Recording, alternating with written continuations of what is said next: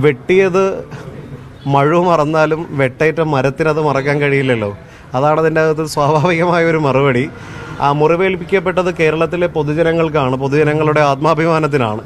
അപ്പോൾ സ്വാഭാവികമായ ഒരു നടപടി ആ വിഷയത്തിലുണ്ടാവും. അത് പ്രതികാര നടപടിയല്ല, നിയമപരമായി ജനാധിപത്യപരമായി എല്ലാ കാലത്തും ഓർത്തിരിക്കുന്ന, ഇനി മേലാൽ ചെറുപ്പക്കാരെ കാണുമ്പോൾ, അഭിപ്രായം പറയുന്നവരെ കാണുമ്പോൾ, പ്രതിഷേധിക്കുന്നവരെ കാണുമ്പോൾ, കരിങ്കൊടി കാണിക്കുന്നവരെ കാണുമ്പോൾ അങ്ങ് തല തല്ലി പൊളിച്ചു കളയാം, അവരെ കിടക്കപ്പായിൽ അങ്ങ് കിടത്തിക്കളയാം എന്ന് ആരെങ്കിലും ധരിക്കുന്നുണ്ടെങ്കിൽ അവരുടെ കൈ ഇനി ഉയരാതിരിക്കാനുള്ള ഒരു നടപടി ഉറപ്പായും ഉണ്ടാകും. അതിന് കൂട്ടുനിന്ന ഉദ്യോഗസ്ഥർ, അതിന് കുടപിടിച്ചു കൊടുത്തവർ, അവർക്കെതിരെയെല്ലാം ശക്തമായ നടപടി ഈ മന്ത്രിസഭയുടെ ഇടപെടലിലൂടെ ഉണ്ടാകും എന്നുള്ളതാണ് പ്രത്യേകമായി പറയാനുള്ളത്.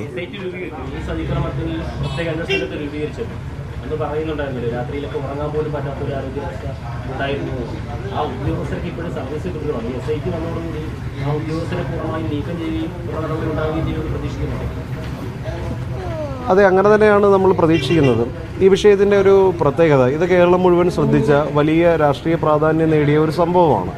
ആ സംഭവത്തിൽ ഉടനടി തന്നെ നടപടിയെടുക്കുക എന്നുള്ളത് ഒരു ജനാധിപത്യപരമായ സംവിധാനത്തിൽ ചേർന്നതല്ല എന്നാണ് UDF സർക്കാർ വിചാരിക്കുന്നത്. അതുകൊണ്ട് തന്നെയാണ് ഒരു സ്പെഷ്യൽ ഇൻവെസ്റ്റിഗേഷൻ ടീമിന് രൂപം കൊടുത്ത് 1 മാസത്തിനുള്ളിൽ തന്നെ നടപടി ഉണ്ടാകുമെന്നുള്ളതാണ് നമ്മൾ മനസ്സിലാക്കുന്നത്.